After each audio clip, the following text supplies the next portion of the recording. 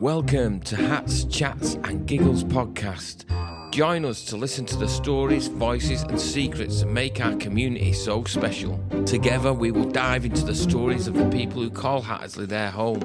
From the wisdom of our older generation to the young voices of our future, we will cover a variety of topics, giving everyone the chance to voice their opinions on the things that matter most to them. So if it's dog dirt in the back alley, dodgy Christmas trees, or even inappropriate graffiti, we want to hear it, warts and all. So whether you're a lifelong Hattersley resident or new to the area, we invite you to join us on this journey through the heart of our beloved community. We'll explore the vibrant tapestry of Mottram, Longdale and Hattersley, from its history to its ever-changing present and the bright future that lies ahead. But hey, if you're not from Hattersley, that's okay too. We'll hope you'll find inspiration in our stories and maybe discover a sense of community that extends beyond our own town's borders. And maybe, who knows, you might even move around here as well. Follow us on our socials to stay up to date with the latest episodes and behind the scenes content.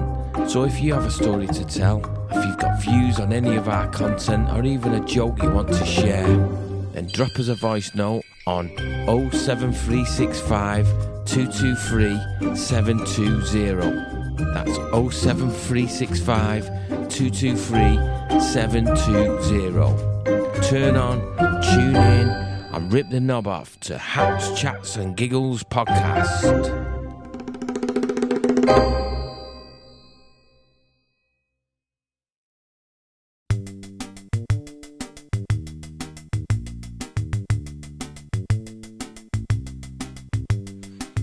Hello and welcome to another episode of Hats, Chats and Giggles podcast. Today we're thrilled to have Janet and Jacqueline from Community Matters joining us for what promises to be an exciting conversation about the amazing work they're doing inside our community. But before we dive in, I'd like to give a special shout out to all you fantastic listeners out there. Whether you're tuning in from Hattersley or Greater Manchester or anywhere around the globe, yes, you heard that right, we've gone global.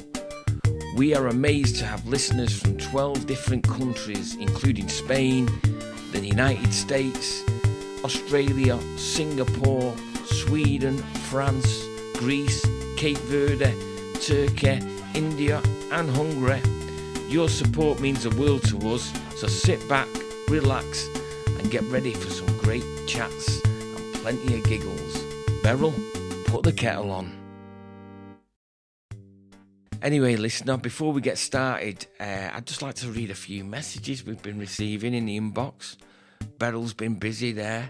The first one is from Emily from G Cross, and she asks, is it Ziggy Stardust? Emily, I don't know what podcast you've been listening to, but we're not even running a competition at this point, but thanks for the message. We've got another one here from Brian from Fields Farm Road. He's suggesting we do a video stream of the podcast to engage more users and get more followers and likes. That sounds like a fantastic idea, Brian, but do me a favour, will you? Pick up a dictionary if you've got one to hand and look up podcast and get back to me on that. Finally, we've got a message from Frank. He said the show's shit and I'm not even funny. That's a bit harsh, isn't it, Frank? Well, come on, funny man. Make my day. Make us laugh. Leave us a voice note on 07365 223 720. Anyway, Gravy, let's get on with the show. Today, in the studio, we've got Hattersley's answer to the Scissor Sisters, Jackie Owen and Janet Cooper.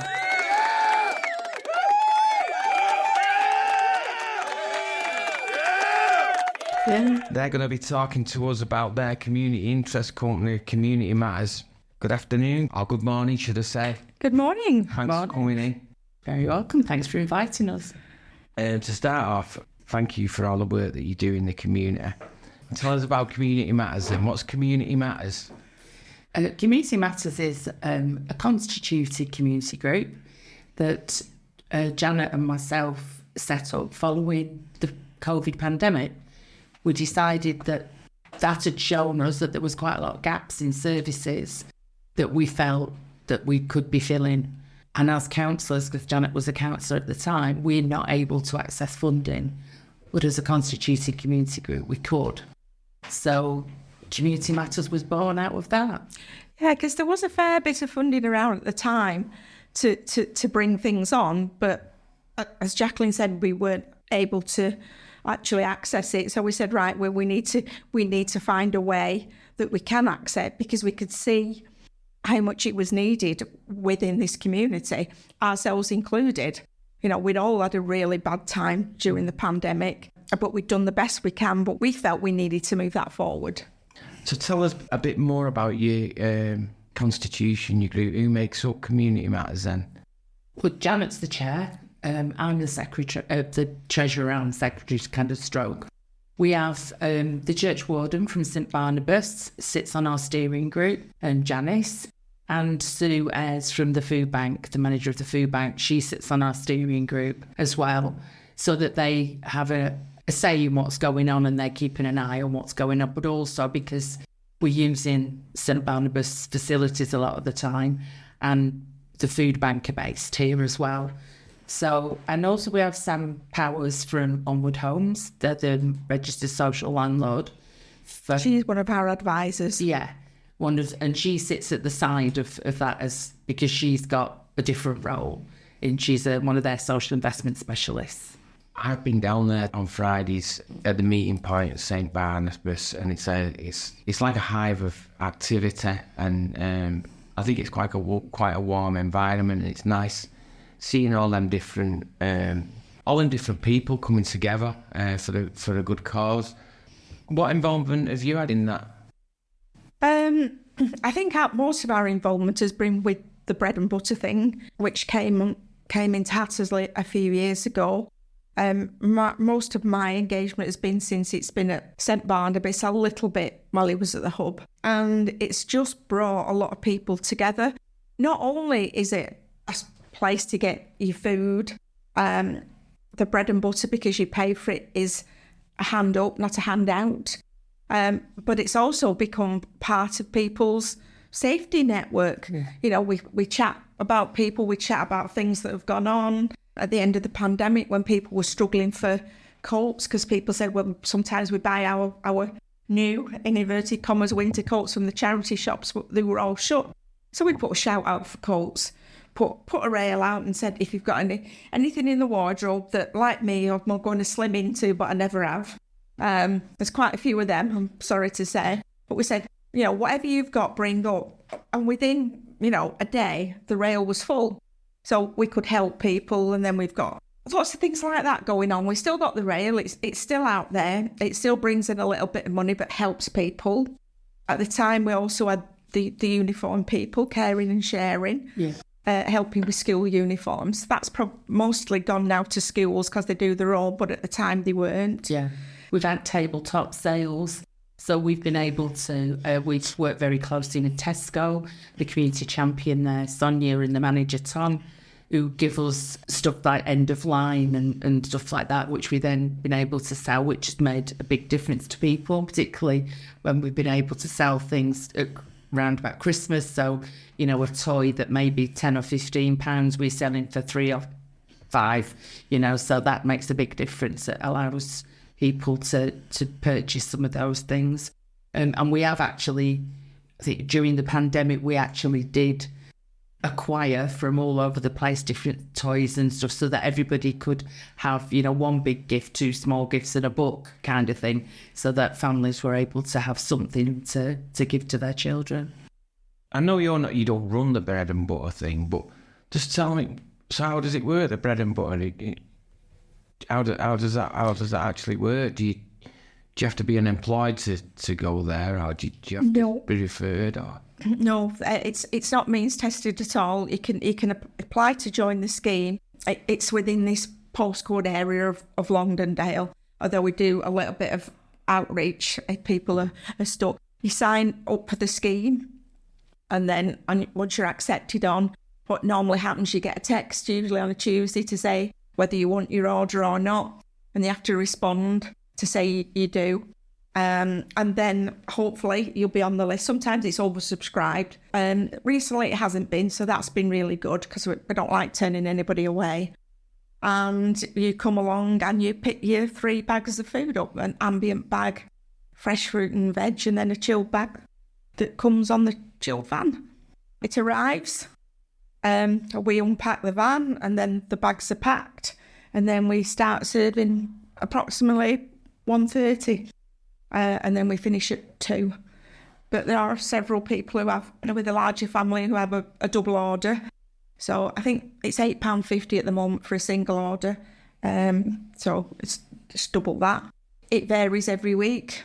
So, but I can always say I'd be wrong to say always say, but, majority of the time it's really, really good value. But it dips like everything else because supermarkets are having issues with supply. So we get the same issues with supply at the bread and butter thing. What motivated you to start up Community Matters? Oh, before I was elected, I didn't actually know Janet very well. I knew of her and I knew her to kind of pass the time of day with, but that was it. But when I got elected and we started working together, we very quickly realised that we shared similar values and thoughts about how things should be done. So for us, it's very much about community. We're very much about how can we support people to get the best they can from their lives and the situations they're in. We don't want to do it for them. We don't want to do it to them. We want to do it with them. So for us, it's very much about trying to help people to find solutions themselves, to offer some support, to offer our advice, our knowledge, expertise, whatever, so that people can do stuff for themselves ultimately. And also, I think we're very mindful of things being sustainable. That what we've experienced is that people come into Hattersley, they come with budgets and pots of money. They spend that money over a 2 or 3 year period and leave. And the project finishes with them because they're not building in sustainability. They're not building in ways of people working out how to keep it going for themselves. Yeah, and that leaves groups high and dry once whoever was running the group has gone. And again, people feel let down again. Well, yeah, we enjoyed that, but now it's gone and, what's to replace it? So that's something that we were conscious of and we didn't want to happen. Yeah. We'll be right back after this short break. Beryl, get the kettle on. I've always lived in Hyde, but recently, in the last 6 years, I came to live in Hattersley. People said to me, oh, it's got a bit of a reputation, that place. I said, no, it's not that bad. However, I was cycling down the road the other day, put my arm out to turn left, and somebody nicked my watch. However, Hattersley's not all that bad. I mean, take me, for instance. I'm a good-hearted person. I was at the ATM the other day, and this old lady in front of me asked me to check her balance, so I pushed her over.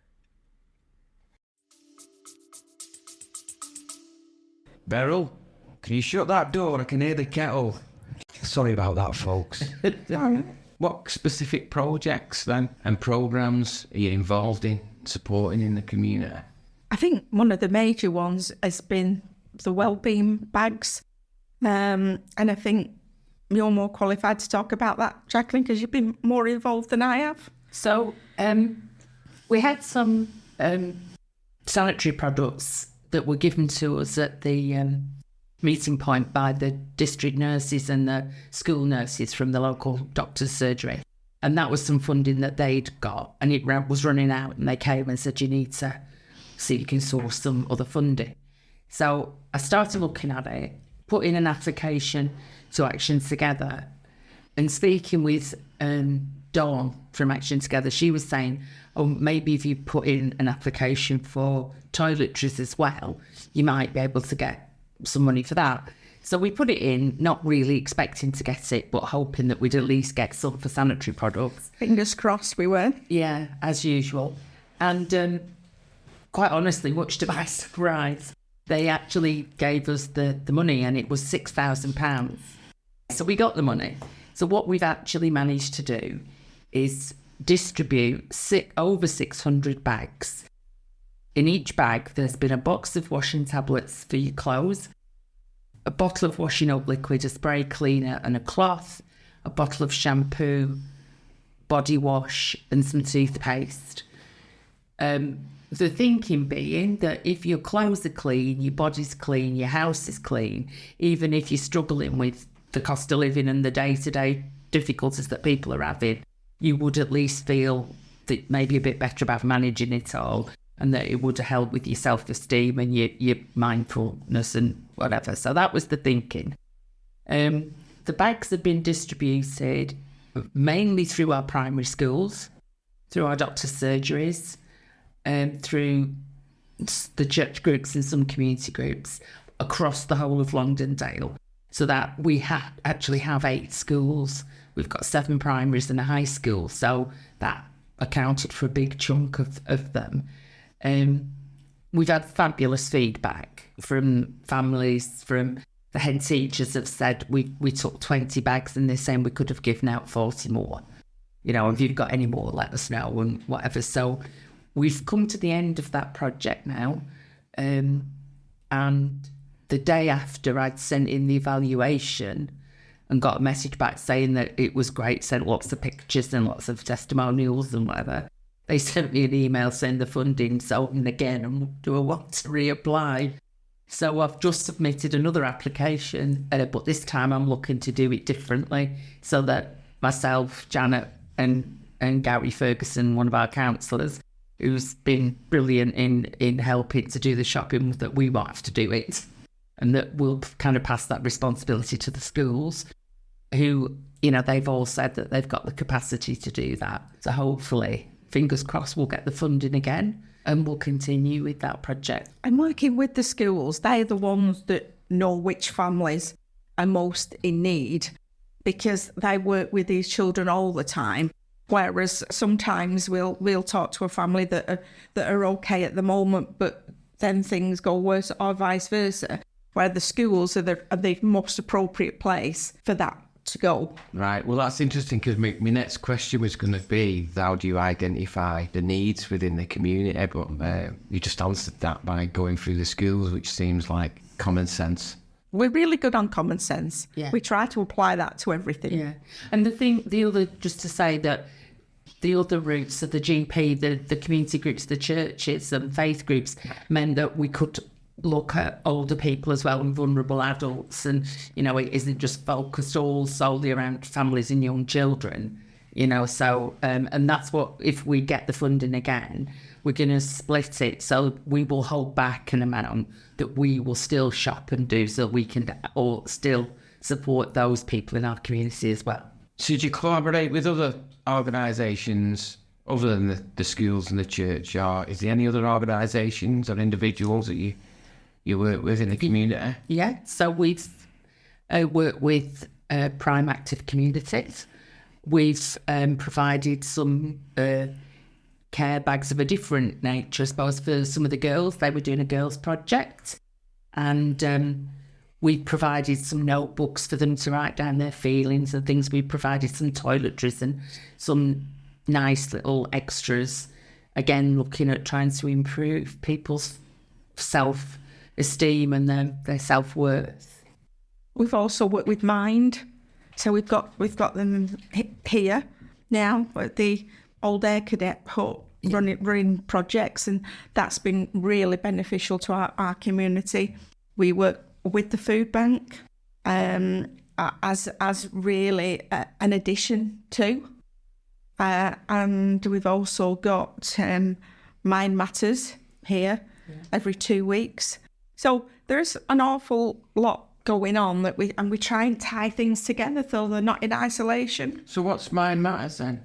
It's a wellbeing service where you can talk about your feelings and things like that, and they can send you down the route that they think will work better for you, whether you've got mental health issues, anxiety issues, you're stressed about something, they can point you in the right direction, can help with other, taking you to other agencies It could be that you're stressed even more because you can't pay your bills. We're all pretty stressed about our bills at the moment, every single one of us. But they're a really good resource as well because they've got the facilities to really send you where you need to go. Yeah. And that's what we do to help. We can't solve everybody's problems, but we're trying to bring in services that can help. So we're all working together rather than in isolation. Right. So is that what you see like Community Matters as being an organisation that is going to support different elements of community, the community? Yeah, I think it's what I always say to people is that I have all these strands and I'm weaving a web.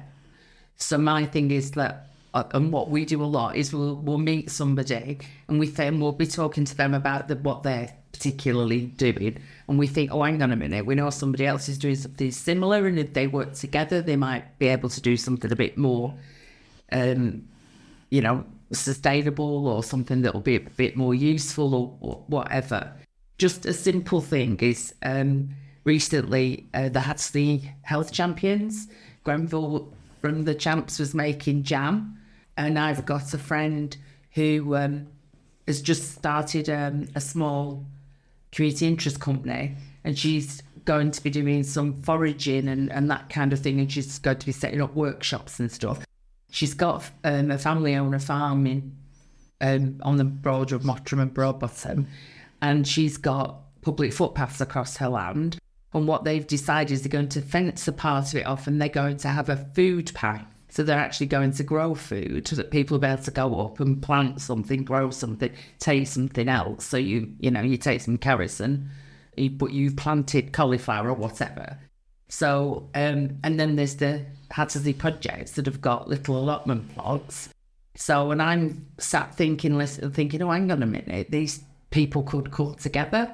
So I spoke to them. They went to the community soup event and won £75 of seed funding to start making their jam and getting it sorted. I wrote to Pooler. Janet suggested to me, I didn't even know they did glass jars, but and asked them would they donate some jars to a little community project. They gave them 50 free jars, and they're making jam, chutney. There's a lemon curd workshop coming up shortly. Which I'm putting my name down for. Yeah, and they're selling them at the Makers Market that's held at the Hub on the first Tuesday of the month. And they're having a stall at our Christmas light switch on. And that money is then going back in. And so that helps to keep the groups going. And, they're providing a bit of funding. They're making relationships, which, now Grenville didn't know Jen. And now they've kind of working together on projects and whatever. So now, in a way, that's my job's done now. I've joined them up, and now I move on to the next project. What kind of challenges have you faced working in the community? What's some of the biggest challenges in doing this work? I think for me, some of the biggest challenges has been filling the holes that have been left over by services that have come in and done what they promised to do and then gone and left those big spaces behind where people have got together and they felt comforted with each other, for want of a better term, and then felt they'd been abandoned. So you can see the holes that were there. So it was joining the lines to join the holes up a bit like dot to dot. As Jacqueline said, it's about communities working together, but you can't work together if you don't know about each other. No. So that's why the network meetings are so important, because that's where we got our pencil case. Even more publicity this time. When I was actually the mayor, I did a pencil case appeal and provided 100 filled pencil cases for some of our children on the edge of care team. And a little girl rang me up and she said, "Mrs. Mayor, I just want to say thank you. It's the first time I've ever gone back to school with a new pencil case, and I felt like everybody else." And that kind of touched me. So we've carried on that. So at the moment, we're probably providing 200 or 300 pencil cases ready to go back for term. We've also got some they're ready. If children are changing schools or more children come in, we also put them to children parents who've got no resource to public funds. We help those as well, because the schools are also dealing with these children. So the pencil cases go to the schools as well. So we've gone a little bit mad now.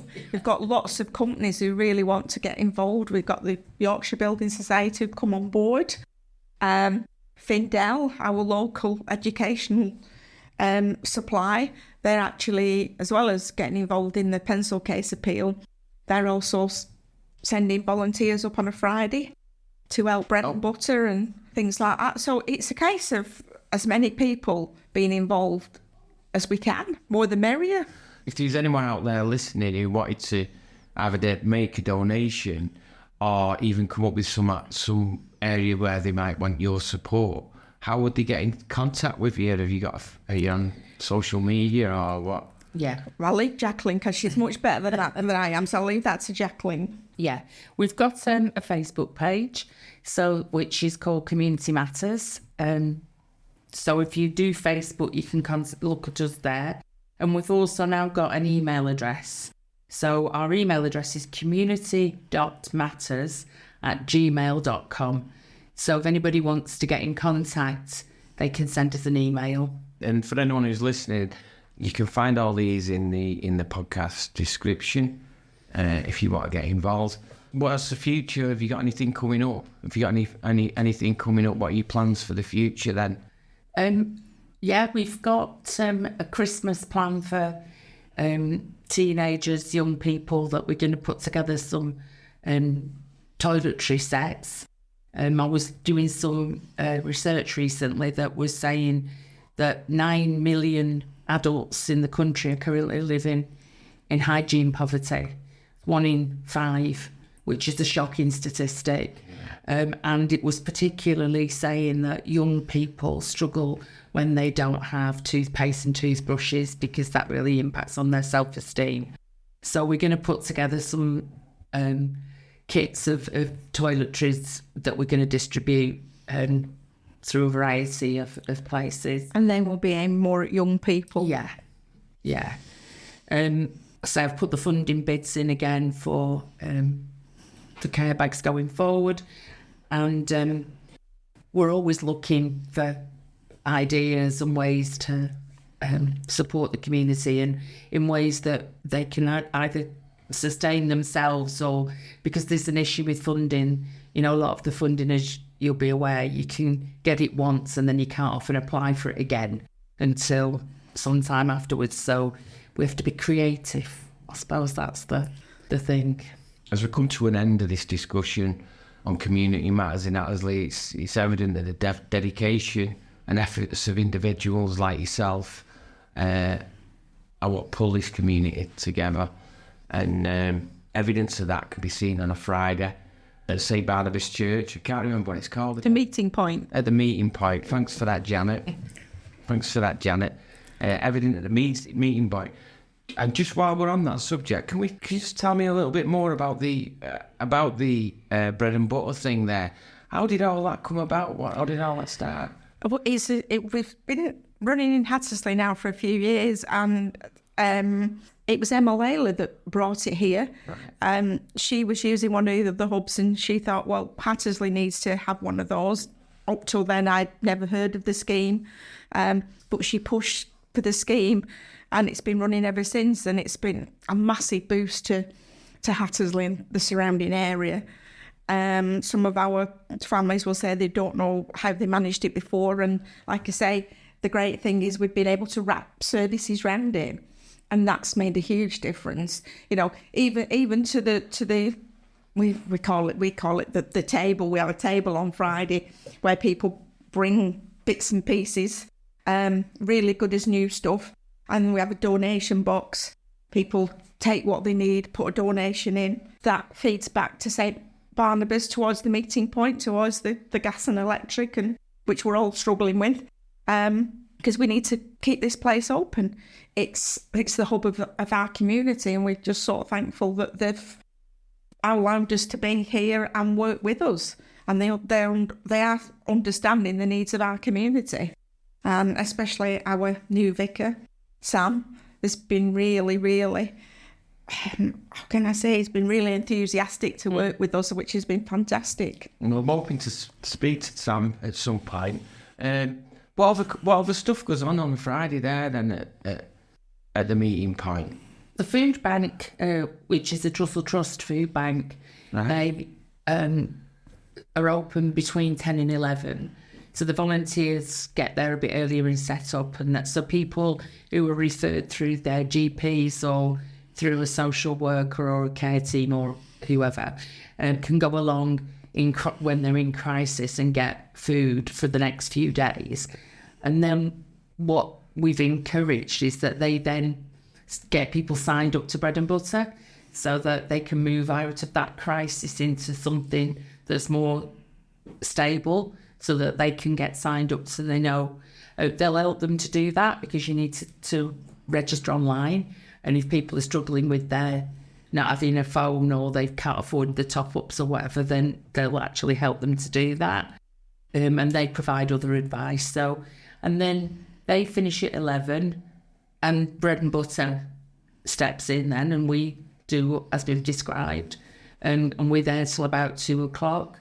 And we quite often have visitors, don't we? We have various people come from other organisations to see what's going on and to see, because we use it in a way as well of distributing information. So if somebody wants a lot of leaflets putting out, we get them to bring them to us. A leaflet goes in each of the ambient bags. And we've got our community well trained now. They know that once they've read it, whatever, they pass it on to somebody else.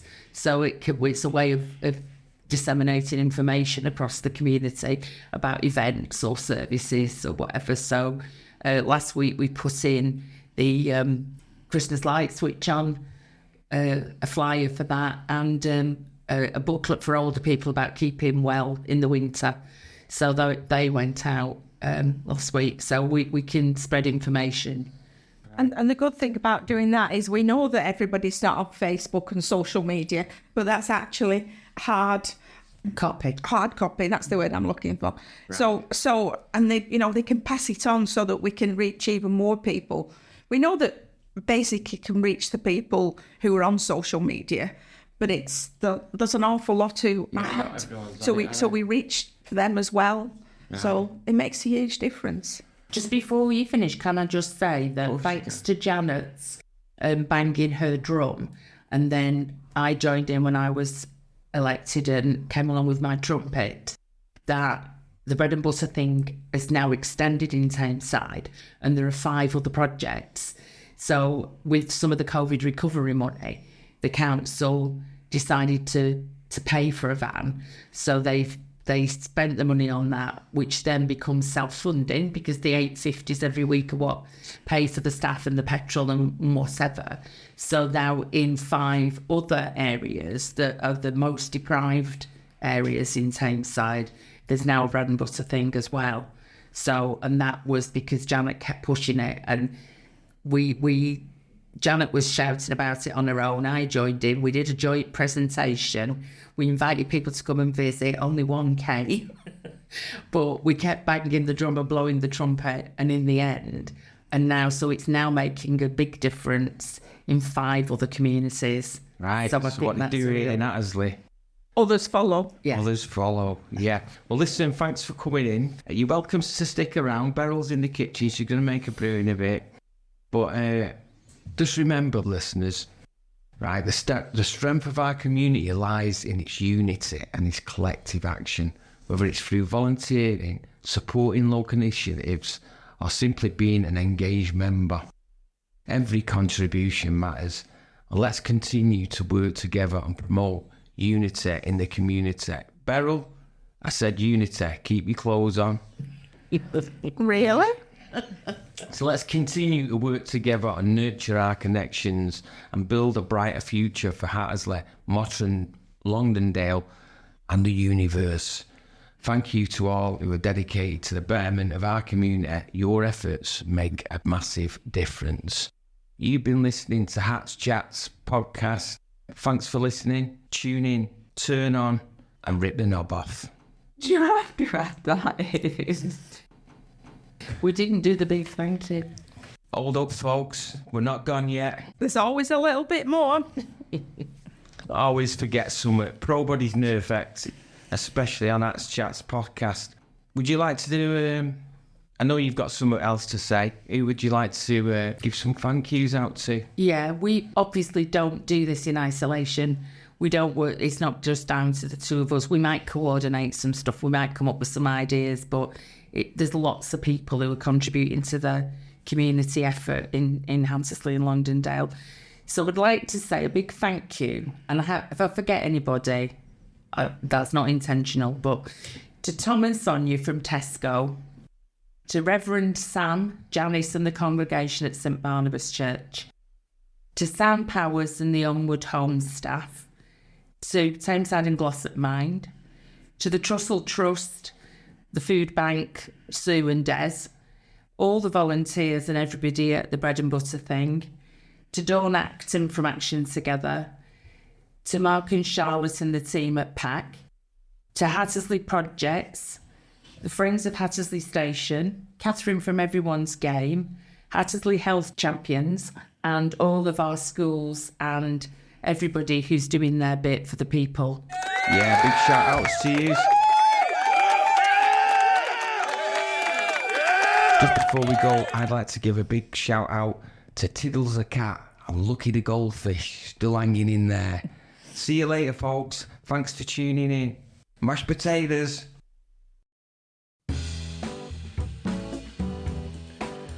Thank you for listening to Hats, Chats and Giggles podcast. Don't forget to follow us on social media for updates. Just type in Hats, Chats and Giggles and you should be able to find us on Facebook, Instagram, Twitter and YouTube. Please follow, comment, subscribe to all our media channels. Do it now, else we're going to rush your doors and we're going to tickle you to death. And don't forget, if you're the local community group or business and like to come on the show and tell us what you've been up to, don't hesitate to get in touch. Or maybe you're a local resident with a story to share, a bee in your bonnet, or beef to get off your chest. Drop us a voice note on 07365 223 720. That's 07365 223 720.